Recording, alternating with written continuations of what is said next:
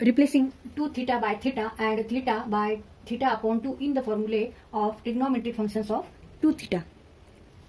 Sin 2 theta equal to 2 sin theta cos theta. Now put here or replace 2 theta by theta.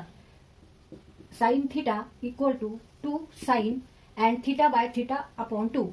Theta upon 2 cos theta upon 2.